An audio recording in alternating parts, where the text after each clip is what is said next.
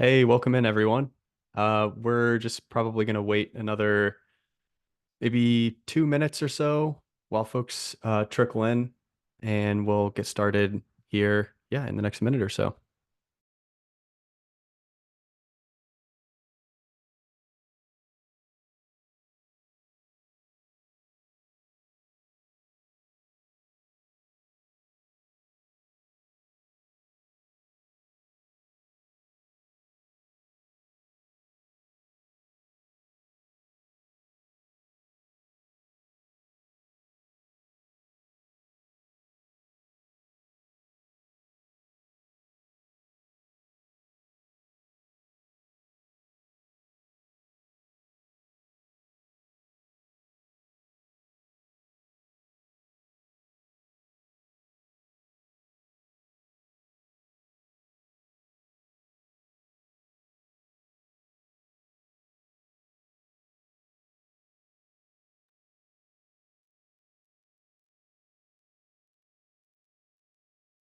All right, I see some questions popping up. I'm going to save some of those for the end, but I will definitely check those uh, when we wrap up. I also don't expect to take up the full hour, probably like 45 minutes. So there should be a buffer for questions at the end. But hopefully everyone can see my screen okay. I'm going to go ahead and get started. So today I'm going to be talking about an approach to Takeover Port 445. The title here is Relay Your Heart Away, more specifically an OPSEC-Conscious approach to 445 takeover. So just a quick about me. I work on the adversary simulation team as a service architect at SpecterOps. I was just thinking about this the other day, surprisingly about to hit my 4-year anniversary at SpecterOps, which is kind of crazy to say out loud. Uh, for most of my career, I've been primarily focused on pen test engagements, more over the last couple of years, more red team engagements. And some of my work-related interests include initial access, researching new initial access techniques, uh, Windows internals in general, as well as authentication relay attacks or things to help authentication relay attacks like uh, my LDAP relay scan project or this technique that we'll be going over today. And my handle on Twitter is Zenergy. So a quick agenda for today. First, we're going to go over why taking over port 445 is even relevant to us from an offensive security perspective. Then we'll go over some existing solutions to this problem that we'll discuss. Uh, Thirdly, we'll step through some relatively high level debugging and reverse engineering of drivers relevant to this technique.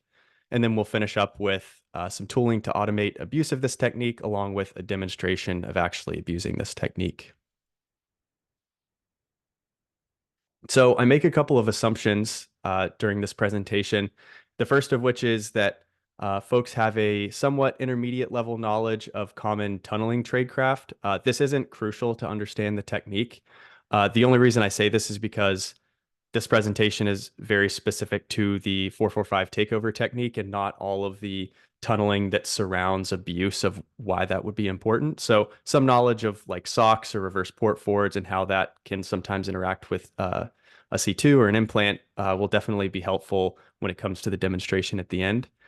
Some entry level knowledge of NTLM relay primitives. That's again just because this is specific to taking over port 445 and not the NTLM relay primitives associated with abusing that, although that will be included in the demonstration briefly.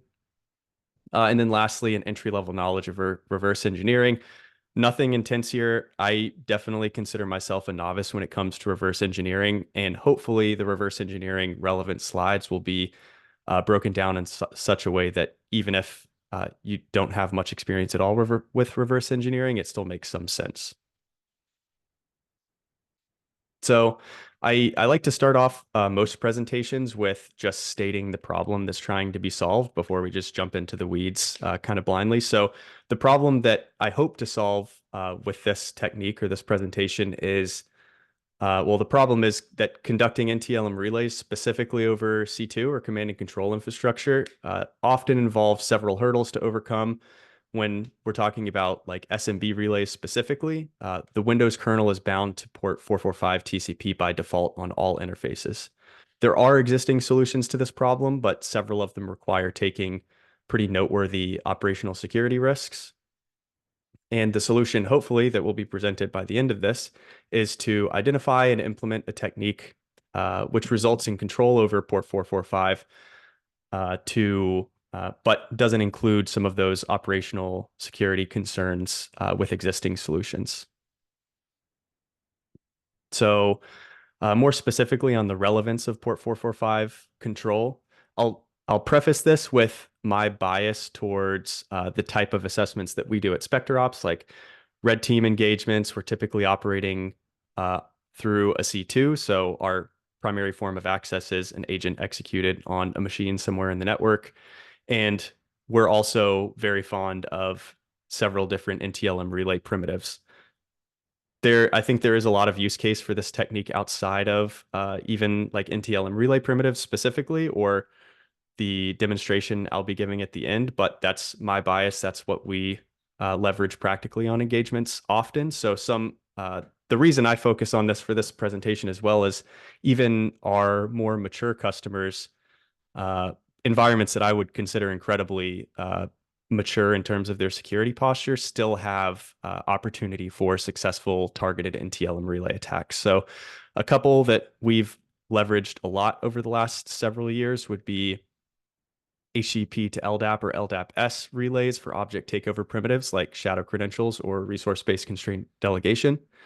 SMB or HTTP to the HTTP protocol. So popular relay primitives here would be escalation 8 for ADCS abuse, so relay to web enrollment services, or the SCCM takeover 4.2 primitive, which is, if I remember correctly, a relay to the admin service API of SCCM.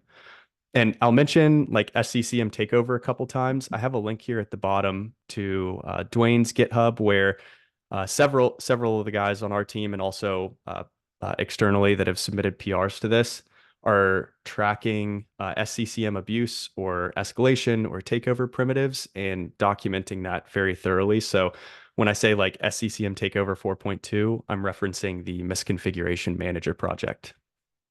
We also have SMB or HTTP to SMB. That's several of the SMB takeover primitives, but the one that I'll be focusing on for the demonstration will be SMB to MSSQL, which is the SCCM takeover 1 primitive. That's what I'll show a demonstration of at the end while leveraging this SMB takeover technique. So to kind of wrap all that up, depending on your perspective of access in the target network, relaying that inbound SMB traffic can be more involved, like if you're operating over C2, for example.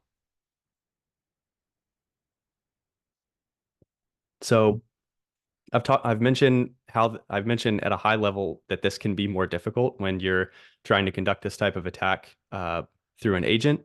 But if you are conducting an assessment or a pen test or red team through a dedicated attacker machine that's either bridged to a network, like just plug directly into a LAN potentially using Windows, or maybe you've deployed a Linux VM in the network and everything is just routable on the internal network. Well, owning port 445 is more straightforward in that regard because if you own the Windows machine that's just bridged or plugged directly into the network, you can do something like disable the LAN server service and then reboot the machine, and 445 is no longer bound. And then you can bind to it, do the tunneling that you need, or you won't even need to tunnel if you're just on the Windows machine in the network, but you can do your relay from that perspective. Similarly, with Linux, you can just bind to 445 depending on your privileges. But when you're operating on a compromised Windows machine, most likely over C2, there are additional hurdles to overcome. So ultimately, we want to end up with some reverse port forward type functionality. But like I mentioned before, by default, the Windows kernel is bound to 445 TCP on all network interfaces for both IPv4 and IPv6. And I have like a little just example output of netstat finding specifically where 445 is bound, and we can see we're listening on both IPv4 and IPv6.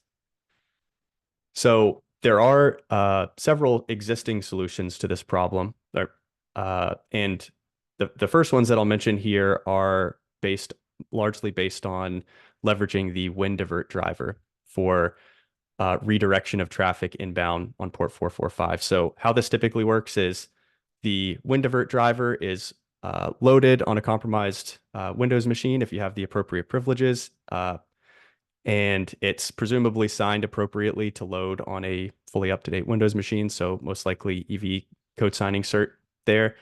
And WinDivert it's described as a user mode packet interception library. So you would use something to interact with the driver, most likely through exposed ioctls, and a lot of really good and creative projects like Port Bender, Sharp Relay. Port Bender is written as a reflective DLL that integrates with, it can be leveraged with Cobalt Strike with its aggressor script.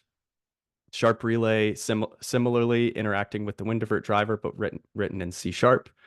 There's also Stream Divert and Divert TCPCon. And then this last project that I have listed here, HWFW Bypass, is I think the last commit was probably over 10 years ago. So leveraging the WinDivert driver to redirect traffic inbound on, let's say, port 445 is not a new concept, but there are a lot of new and creative solutions to that problem using the WinDivert driver. There's also CCOB, or Ethical Chaos's approach of creating a custom LSA authentication provider.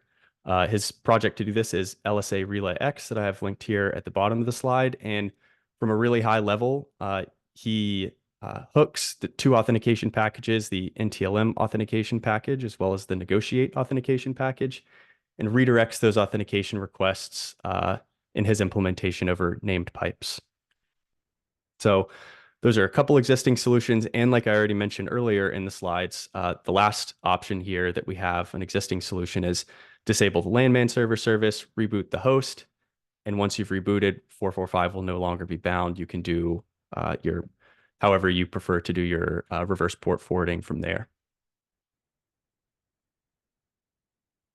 But there are some OPSEC considerations to think about when you're leveraging some of these existing solutions. The first of which would be if you're leveraging solutions that require loading a driver in general, most of them make use of the WinDivert driver. There is potential for BSOD, or blue screen of death. And in a lot of situations, this is just, at least for us, it's not an option. Specifically if we're operating on like critical infrastructure, servers, things that require high uptime. But even if it's just a user's workstation and rebooting the machine or causing a blue screen would interrupt workflow, but also make it more obvious that something malicious was happening on the machine. Also leveraging something like the WinDivert driver or relying on a public open source driver that's attributed to abuse like this could potentially be a single point of failure in regards to detection or prevention. I know a lot of like EDR or AV products have put a lot more inspection on, like, for example, the WinDivert driver being dropped to disk. So that's something to consider as well. And then lastly, even after loading the driver, however, if that's using the NT load driver API, or if you're dropping it to disk, creating a service, however you load the driver, you'll still have to interface with that driver somehow, most likely through exposed dioctls or otherwise. So then however you end up interacting with that driver, you'll have to consider how you're going to do like reflective DLL loading. If you're going to do it with a .NET PE, how are you going to load that?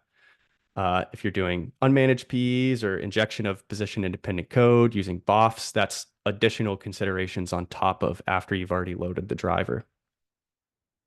And also, if you're planning on going the custom LSA authentication provider route, due to limitations of how LSA plugins work, this is a Microsoft specific limitation. The DLL that's loaded as the custom authentication provider can't be unloaded from LSASS until a reboot occurs. I know CCOB, or Ethical Chaos, has some interesting notes in his README about how to potentially approach that problem, but it hasn't been implemented yet. And overall, this, like, depending on how the code is written, whether or not it is able to unload from LSASS without a reboot, you could still affect the stability of the LSASS process, which could result in a forced reboot as well. And then lastly, how we mention restarting the landman server service. Again, forcing or even waiting for a reboot sometimes is just not an option, at least on a lot of our red team assessments. So we've talked a little bit about why control of port 445 is relevant to us and also some existing solutions to that problem. Now we're going to go over reversing some of the relevant drivers to 445 being bound natively on Windows to hopefully find a new solution. So before we jump into the analysis, just some quick prerequisite notes. The tools that I primarily used for this were mostly just System Informer, IDA-free, and WinDebug. All free tools, uh, pretty easy to download and get set up with. And there's plenty of tools or plenty of like methodologies that you could leverage to identify all the same things. Like I mentioned before, reverse engineering is definitely not my primary focus for work, so I wouldn't doubt that there's a better way to find this information, but these are the tools that I used and that I'll kind of be using as we step through the analysis. So what is our goal here? We want to do something to hopefully release the target port, which in this case is 445, without requiring a reboot, without having to load a driver, and without having to load a module into LSASS. So where can we start? Well, we've already talked about the landman server service can be disabled after a reboot. So we disable the service, reboot the host, 445 is no longer bound. And by another note about leveraging this technique is that by simply resetting the start type of that landman server service, the Windows operating system will reload all of the necessary resources to rebind to 445 and continue normal like SMB operation. So by knowing how to disable landman server service and unbind 445 and also having a reliable way to rebind to 445, we have a starting point to start reproducing and also debugging the behavior associated with binding and unbinding to port 445. So starting with identifying some items of interest here. First, to me, it made sense to identify the process bound to the target port, then move into triaging relevant loaded modules. In this case, that was primarily drivers. Narrow down an initial list for inspection because there's a lot of drivers loaded. And then this last one is kind of just a side note because of how much time I wasted doing static analysis on different versions of drivers. So if you're doing this, you're probably setting up remote kernel debugging most likely, and you're looking at your debugging a driver or a DLL on the remote machine while you're doing static analysis on that same driver or DLL on another machine. You just want to make sure that those are the exact same version, same hash, and a project like WinBindex, for example, is really helpful for that.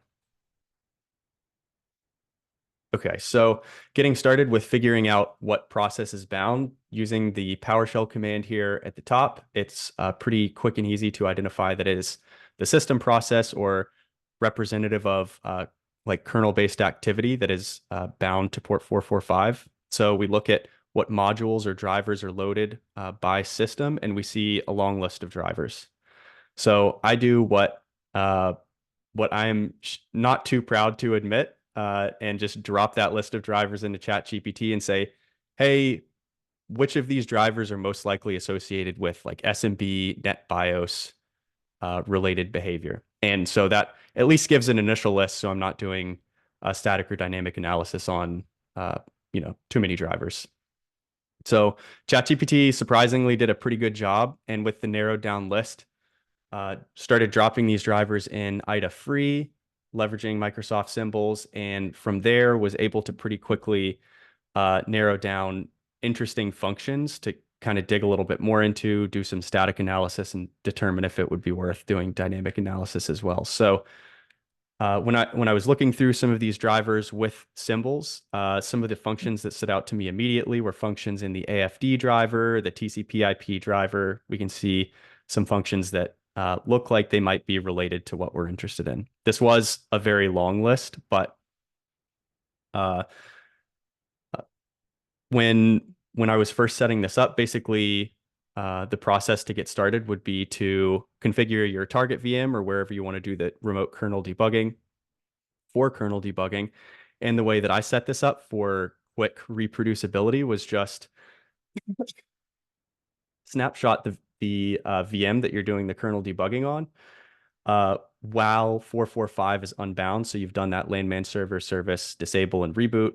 445 is unbound, snapshot the VM, and just write a PowerShell script or leverage this one-liner that re-enables the landman server service. And if you remember from earlier, simply changing that start type, or here, I guess I just verbosely start the service again, but restarting the service will reload all of the necessary resources to rebind to 445. So we at least have the behavior of 445 being unbound, and then the process of it being rebound for us to do some potentially dynamic analysis on. So set some breakpoints on the functions that we found earlier, leveraging symbols. And eventually that led to inspection of the TCP/IP driver, or more specifically, the inet acquire port function. This was reliably hit when I was rebinding to 445 using the process kind of described above. But I wanted to make sure that hitting that breakpoint was actually associated with exactly what I was doing when I was rebinding to port 445. So used some of the IDA-free decompilation of the function, and I tried to keep as little of the pseudocode in these slides as possible.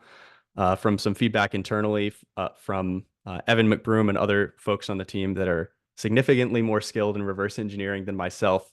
Yeah, I think a ton of pseudocode probably doesn't help anybody. So I tried to just focus on the pseudocode that's relevant here. And that is, if we look at the top box here, we see the inet, a portion of the contents of the inet acquire port function. And as we go through some of the pseudocode, we see a subsequent function call to a function called isPort in exclusion. And the reason that's was important to me anyways, was it had a parameter of type int16 and a variable of type int16. It could very likely represent a TCP port number because of that data type. So that made it an ideal target for some pretty easy dynamic analysis. So set an additional breakpoint there, redo the 445 rebinding. And we know based on the fast call calling convention that because of the isPort in exclusion function prototype, like where the parameter exists in that function call, that the hopefully port number that we're hoping to find is in that second parameter, or more specifically, it will appear in the RDX register because of the fast call calling convention. So we set our breakpoint, step through, and then check the value of RDX. And we can see that when isPort in exclusion is called, that is the RDX register value. So now we know relatively definitively that what we're doing to rebind to 4445 is leveraging this isPort in exclusion function, or the inet acquire port function from the TCP/IP driver. But all we've really stepped through here is the process of rebinding to port 445. And what we're interested in is unbinding port 445. So now we at least have a call stack associated with what it looks like when 445 is being bound on Windows natively. And we see that we step up from the ServNet driver into the AFD driver, all the way up into the TCP/IP driver, where we call that inet acquire port function. But how can we leverage this call stack to get a better understanding of the unbinding process, which is what we're more interested in? Well, initially I thought I was going to have to dig through and find functions associated with expose like ioctls and kind of step back through that process. But thankfully, it ended up being more straightforward than that, in my opinion. So starting with the servnet.sys driver, which we can see at the bottom of the call stack here, We can again just leverage symbols to kind of correlate functions from the binding process to the unbinding process. So if you look at the bottom of the slide here, we have the servnet workstation open listen socket function was called again here at the bottom of the call stack. Well, that there is also a function called servnet workstation close listen socket. So instead of opening, we're closing here. Same thing for the servnet allocate endpoint, close endpoint. Same thing for the servnet add served name. We have delete served name. So thanks to the call stack that we previously identified, we can start to make some assumptions about what functions are associated with the unbinding behavior. So I step into some of the servnet functions associated with what I hope is the unbinding behavior that we're after. And then I just check cross references, between these functions. And so I start in the close listen socket function, which leads me to the close endpoint function here in the middle. Then there's this huge function name that I'm not even gonna make you guys listen to me say, which then goes down here to the bottom and has a cross-reference to the driver unload function, which was very interesting to me. And if there's other folks on the call familiar with Windows drivers or reverse engineering, you might kind of understand where I'm starting to go with this. So we potentially have a path to unload this driver in some way or reach the driver unload function. But how can we determine if that unloading the driver unload behavior will be reached if we, let's say, like stop the associated service, the servnet service specifically? And the reason we're referencing this, I think I mentioned in a slide or two from now, is because we're interested in the ability to stop a driver's associated service, because hopefully stopping that service will call the driver's driver unload function. So we potentially have a way to reach that code path. But how can we determine if, like, stopping this service, for example, will reach that code path? The two options that came to mind for me was, one, we could just do what I would imagine most good reverse engineers do, and that's step through the disassembly and get a much better understanding of what that expected behavior looks like. Or the option that I took is just start blindly disabling services and kind of see what shakes out, or if the expected behavior is reached. So again, why are we trying to stop services? Like I mentioned before, stopping a driver's service should call that driver's respective unload function. This isn't always the case. It's up to the developer to implement, but it should call that unload function. But if we just try to stop the servnet service that was mentioned in the previous slide, we'll see here in the bottom left, we're unable to stop the service due to something related to service dependencies. So why are service dependencies relevant, or what did they do? Service dependency specifies the names of services or groups that must start before this service. And in most default builds of Windows, the servnet driver service is a dependent of the serve2 driver service, which is then a dependent of the landman server service.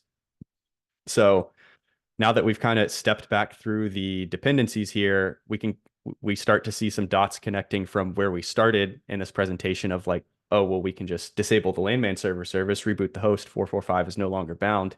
Now we see this driver service that has a dependent of another driver service that also has a dependent of the service that was associated with the unbinding and rebinding behavior we previously mentioned. And there's several ways you can look at these dependencies.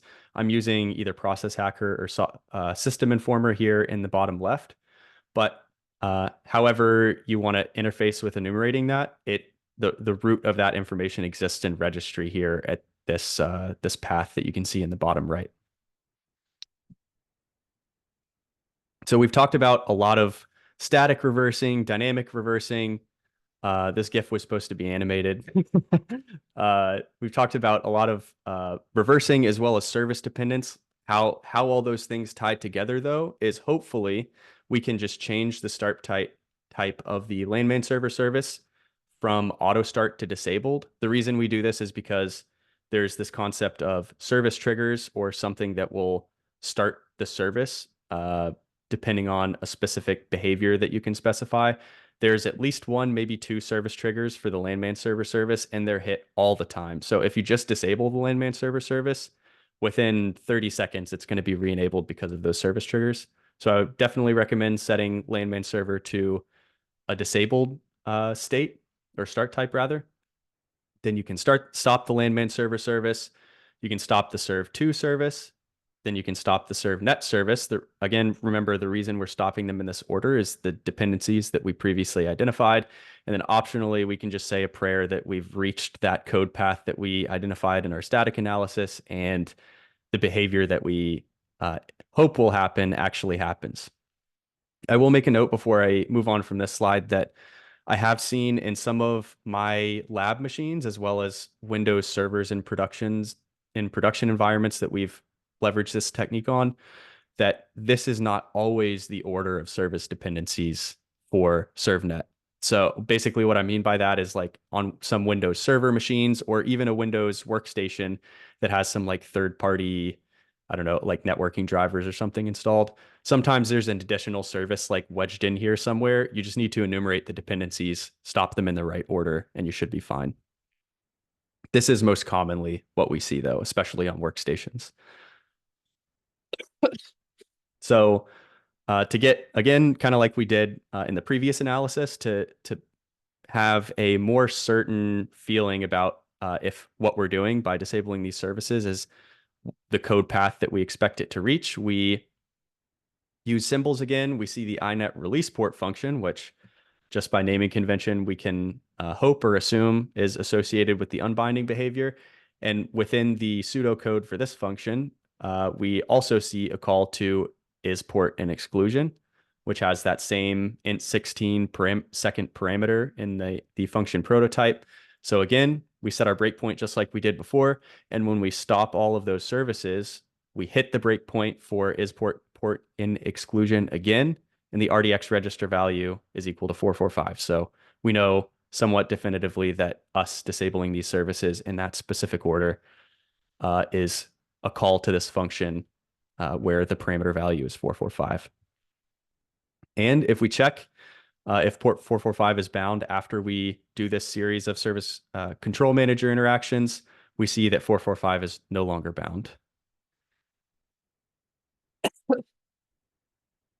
So to kind of summarize the analysis or like the static and dynamic reversing that we did, we started here at the servnet driver unload function. And if you can, I'm not sure if anybody can see my mouse or not, but if you can imagine below the driver unload, that's where our service control manager interactions are happening. We disable the services all the way down to servnet by stopping the servnet driver services or driver service. That calls its respective driver unload function, which calls a few more functions in the servnet driver, where close listen socket is called, which then makes a series of virtual function calls in the AFD driver that ultimately ends up calling the inet release port function in the TCP IP driver. So it's not, there's a lot of ways to disable these services. I'm sure a lot of folks have their own preference for interacting with Service Control Manager, but I did automate this to make it a little bit more straightforward in both a BOF and Impacket-based Python format. But before I jump into the tooling that was created, I just wanted to make a couple notes about this technique in general. The first is we're disabling services associated with facilitating SMB-based communication. So if you, let's say, are proxying in the ability to interact with the service control manager of a remote target, you'll most likely want to leverage a tool that makes use of RPC over TCP rather than RPC over named pipes, because you're disabling the services associated with facilitating SMB-based communication. So let's say you use services.py example script from Impacket, proxy it in, disable these services in the specific order that we've talked about here. Well, then when you go back to re-enable any of them, you won't be able to because services.py defaults to leveraging named pipes. You can either tweak that script pretty easily or just use something else that leverages RPC over TCP. But if your tool relies on named pipes for that service control manager interaction, it won't work when all of these services are in a disabled state. So just make sure you know what type of RPC transport your tools use. A little bonus, in my opinion, of leveraging this technique to take over port 445 is you disable the services like we talked about before, but to re-enable, you don't really have to step through and do like 3 or 4 interactions like was mentioned previously. All you really have to do here is set the start type of landman server service to auto start. And because of the service triggers, like we mentioned before, one of those triggers is going to be hit, which will enable the landman server service. And because of all those dependencies, the serve2 driver will be loaded, the servnet driver will be loaded, all just because you changed the start type back to auto start. So I think that's kind of a nice way. You have to do less service interaction to re-enable port 445. And I think that's also a big perk for us is operationally on assessments. If we want to leverage this technique, disable or unbind port 445, we do our targeted relay attack. And then through this one simple interaction, we can basically reload all the necessary Windows resources to rebind and resume normal functionality. And like I mentioned previously, my 2 implementations are in Python as well as BOF format. So just a couple quick screenshots of what the Python and BOF tools look like. I do want to note, I have a link here at the bottom of the slide. Both of my tools are heavily based on other folks' code. The Python implementation is very heavily based on the WMyExec Pro project. I have a link to that here at the bottom. And you can see here in the pretty verbose output, the stop command just does exactly what we talked about before. It leverages RPC over TCP, again, for the reasons we mentioned in the last slide, and it disables all of the services and changes the start type in the order previously specified. And then the root of my check logic is basically checking if the servnet service is stopped or started, because you can kind of make an assumption about the rest of kind of the flow here based on the status of the servnet service. So servnet stopped, it shows the status of the other relevant services as well. And when we see that status, we can make the assumption that 445 is most likely no longer bound. Very similarly for the BOF, we have stop, which does the same thing. Start, which, like I mentioned before, it changes the start type. And I've included the logic of just going ahead and starting the landman server service, so you don't have to wait any period of time for that. And then the check, same thing, checks the status, and depending on whether or not servnet is running, can make the assumption on whether or not 445 will be bound. I should also mention here the BOF code is very heavily based on this project linked here in the bottom, as well as the regset project from the Trusted Sec BOFs. So I kind of mentioned before going into this section, I plan on publishing the BOF and the Python tool for this. My goal is this weekend. Hopefully I can stick to that. All the code's ready. I just need to get it on GitHub. But all that to say, you really don't have to use my tools to take advantage of this technique. Anything that you're familiar with in regards to interacting with the service control manager will definitely work. I should say most likely work. If it leverages name pipes, you might have some problems. But the 2 examples that I include are the sc.exe binary. We use this on assessments by just proxying it from a non-domain joined remote machine using something like Proxify or ProxyCap through an agent over SOCKS 5 into the target network. This also works especially well because the sc.exe binary defaults to using RPC over TCP as transport, so you can start and stop without issues. This is what those commands would look like. You can also just leverage the default WMyExec Pro project. All I did was kind of hard code the 3 commands that we're interested in: start, stop, and check, so you don't have to run multiple commands. But just baked into the WMI Exec Pro project, which also leverages RPC over TCP as a transport, you can use these commands listed here to achieve the same result, as well as just check the status of the ServNet service. So I did want to include a quick practical demonstration of what it looks like to have this SMB takeover technique as a part of a practical attack path that we make use of very often on assessments. Like I'm in the middle of an assessment right now that probably within the next couple hours, we're setting up to leverage this technique again in combination with probably a very similar relay. And hope, yeah, as well as the SMB technique, the SMB takeover technique, I think we have successfully leveraged on, I'm not sure all, but at least a majority of our like Windows-based assessments, probably in the last like 6 to 7 months. So before jumping into the practical demonstration, just wanted to do a very quick recap on tunneling for the folks who don't regularly tunnel traffic into a target network for an assessment. So the two things that are relevant here are socks for traffic into the network and some R port forward type functionality for traffic back out of the network. So we have our attacker machine here on the far left. I hope folks can see my mouse, but I'll try to be verbose just in case that's not visible. So we have our attacker machine, traffic to the C2 server. And when we have our socks tunnel set up, we'll say our agent is running on workstation 1 here in the compromised target network. So we start socks using an agent most likely.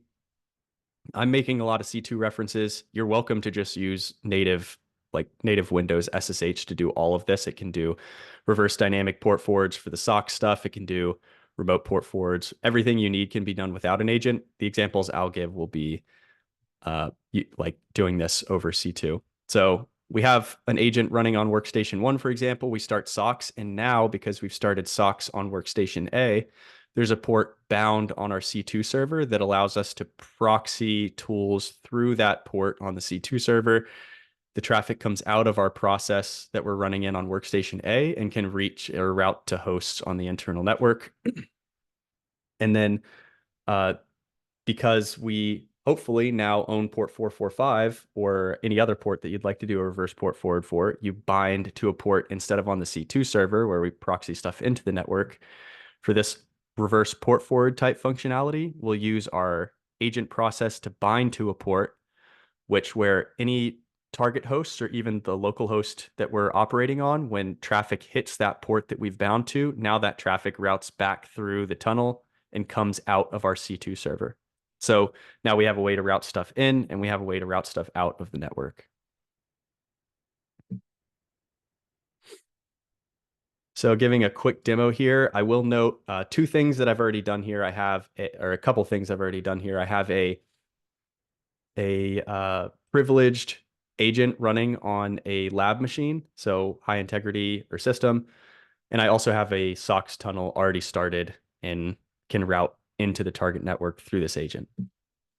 I went ahead and used Garrett's SCCM Hunter tool to do a collection on SCCM servers and resources in the environment. So that collection's already done here. I see at least one site server.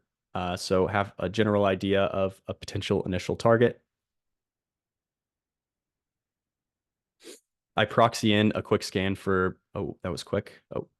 Proxy in a quick scan for 1433. That's just to verify that the MSSQL service is listening, because the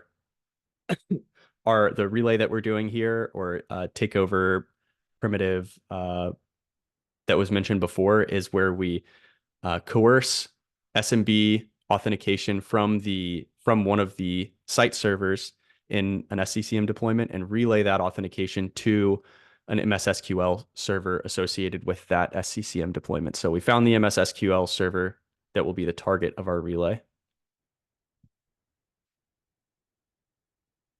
And then all I'm doing here is, again, using Garrett's SCCM Hunter to generate a command that will be executed on the MSSQL server, or a a query that will be executed, and it does an LDAP query because it needs a SID for the user that we want to add as an administrator when we successfully authenticate to that MS-SQL server. So we have the query that we want executed as part of our relay. Now we move over to our C2 to actually leverage this SMB takeover technique. First, I just print the help. So we have our check, stop, start. And then I check. As you can imagine, by default, 445 should be bound. This says it's bound, so that makes sense. Just for demonstration purposes, I just do a shell netstat to show, again, sanity check here, 445 is actually bound. And then I run the stop command. Because we're escalated, because of our current privilege context, we can do those service control manager interactions that we talked about before. And because ServNet stops successfully, we can make the assumption that 445 is unbound, but just, again, for demonstration purposes, to make sure of that, another netstat, and we see that 445 is actually unbound.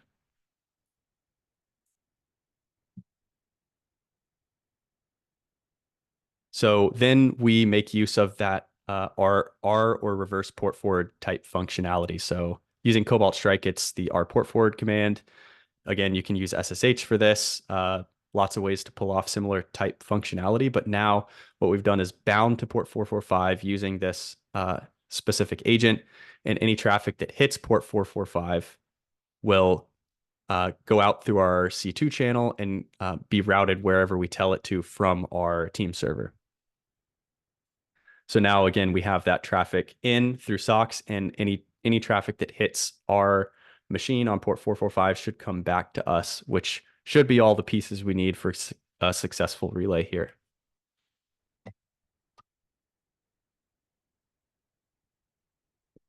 So on the left, I have this huge gross command, but really all that's happening here is I'm specifying our target, which is the MS-SQL server that we previously identified associated with the SCCM deployment.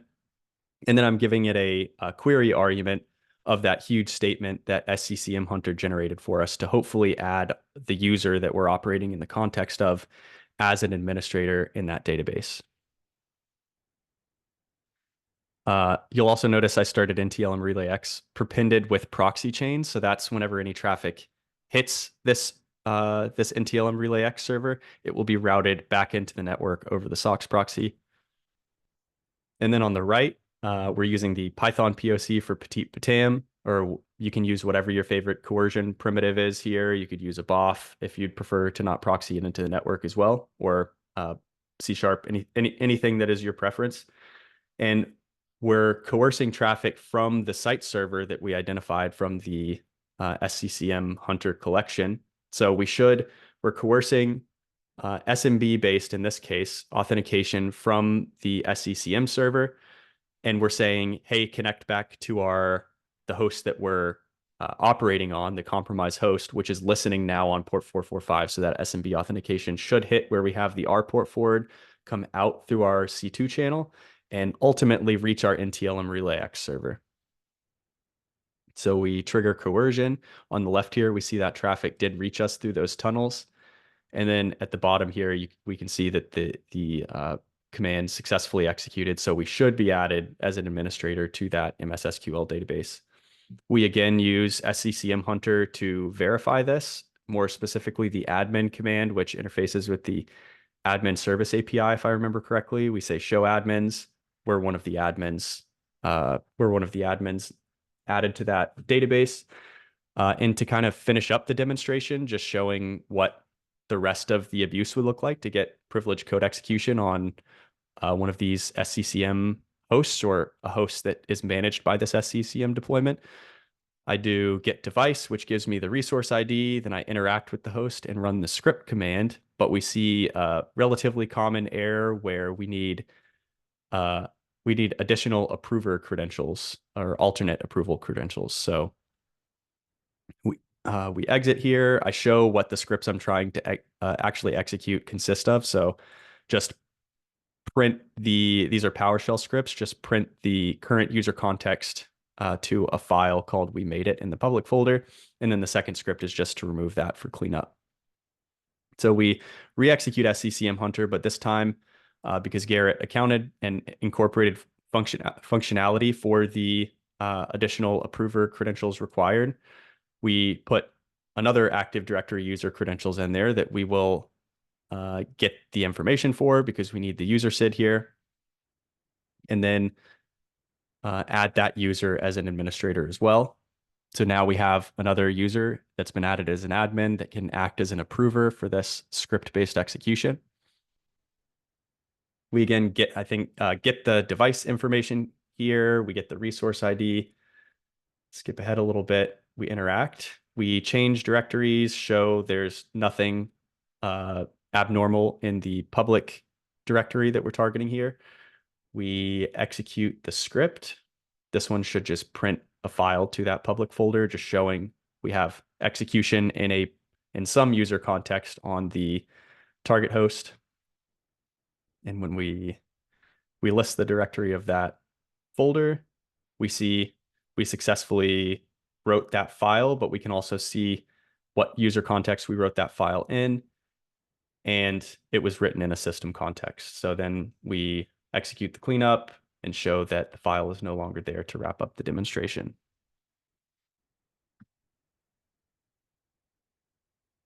Oops, I stopped sharing my screen 1 second.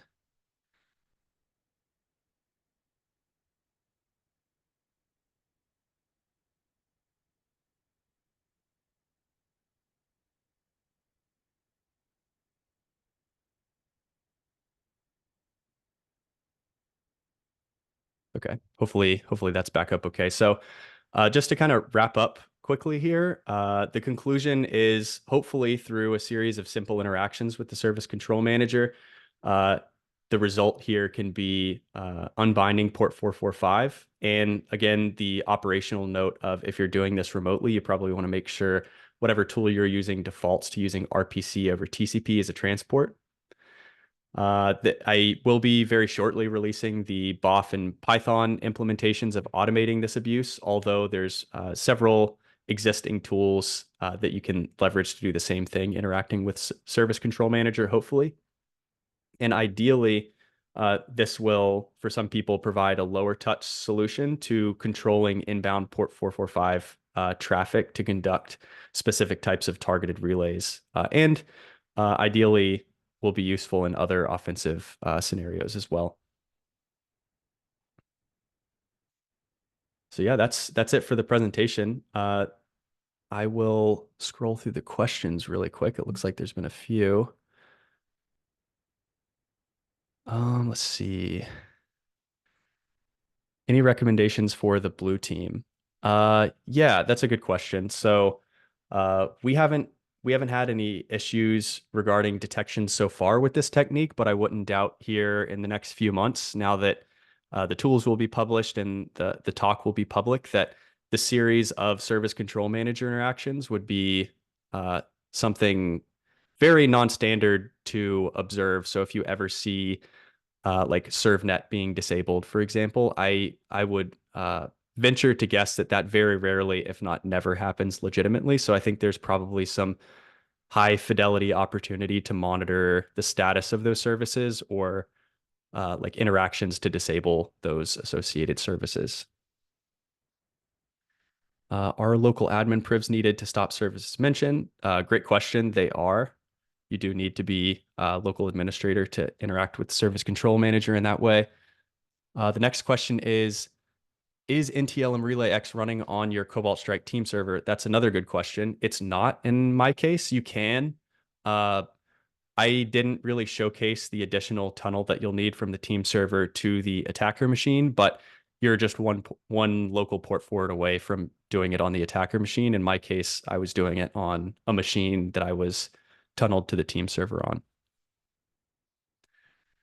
I see, does signing and channel binding fix all this stuff, or is cross-protocol relay still a problem? The relay stuff, not the 445 takeover stuff. Yeah, so I think the high-level answer to that question would be that cross-protocol relay is still a problem. A lot of the most popular public relay primitives, there is opportunity for like channel binding or integrity to be enforced to prevent those relays. That's slowly but surely becoming more popular for like LDAP-S, for example, enforcing channel binding, although we still don't see it in a lot of networks. It is also an option with like MSSQL in the demonstration, although I don't know that we've ever seen channel binding in production enforced for those types of services. So I'd say it's kind of a mix. The common targets you can enforce channel binding for, but there is cross protocol relay opportunity that maybe channel binding won't cover in some cases. Will these slides be shared? Yes, they definitely will be. Uh, short within I think the week after the presentation, or maybe even like tomorrow, the recording and the slides should be up. See, I have another question here. What are your thoughts on this tactic versus binding to a high number non-privileged port and coercing HTTP auth when possible from an OPSEC perspective? This is a tactic we like since it doesn't require local admin, but high port numbers may appear suspicious.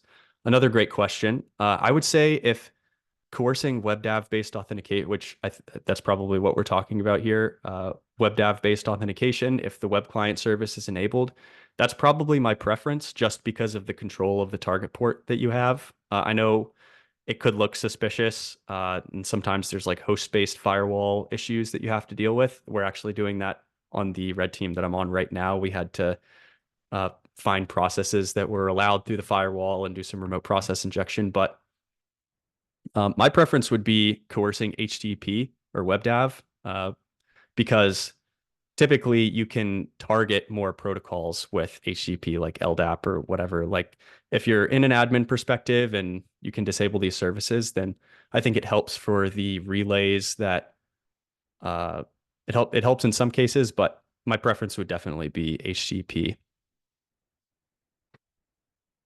Let's see. They've been covered earlier. Ignore if so.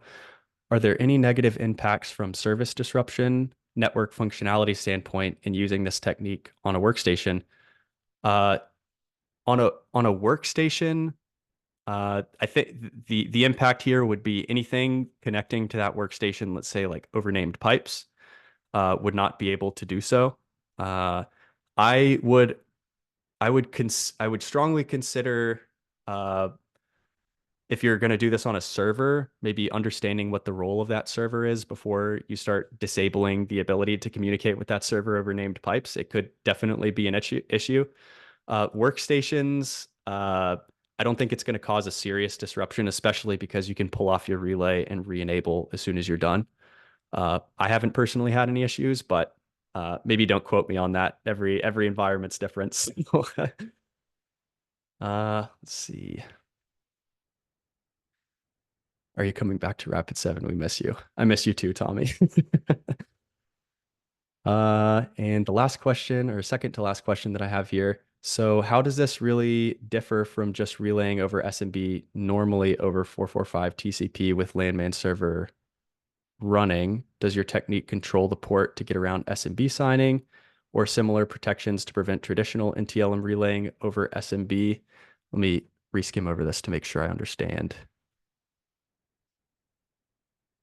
So, yeah, I think the big difference here would just be like the ability to bind to port 445 if you're operating in a C2 related context or otherwise. But you like with Inve, for example, the Kevin Robertson came up with some incredibly creative solutions to just being able to sniff the packets associated with incoming traffic, even though 445 is bound. But relay isn't for that project or wasn't an option without the use of something like WinDivert or LSA Relay X or disabling the landman server service until like with the ability to unbind it in this way. So if you're operating from like a Linux machine that's not bound on 445 or you own the Windows host and can just disable it, then you would be able to relay. Otherwise, you have to find some way to take over port 445 to do normal SMB relays because you have to control the traffic coming into port 445. I might have misunderstood that question. So feel free to let me know. Maybe we can chat about it through Twitter DMs or something after this. Last question. Just wanted to say Big thanks. Saw you at ZeefCon, and I successfully used your technique. That's awesome to compromise clients uh, where I was totally stuck with coercer responder running on the team server. Okay, did the job, did the cracking job in 1 hour. That's awesome. That makes me so happy to hear that it helped somebody else actually make some progress on an assessment. I really appreciate that feedback, Jonas. And it looks like we are just at time. So I'll just wrap up with saying if you have any questions or you just want to chat about like relaying stuff, I'm definitely very interested to talk about ideas or anything. So feel free to reach out to me on Twitter. My handle's up here on the screen here. I'm also in the Bloodhound Slack occasionally. Feel free to DM me as well there. Same handles, energy. And yeah, thanks everybody for coming and spending the last hour with me. I really appreciate it.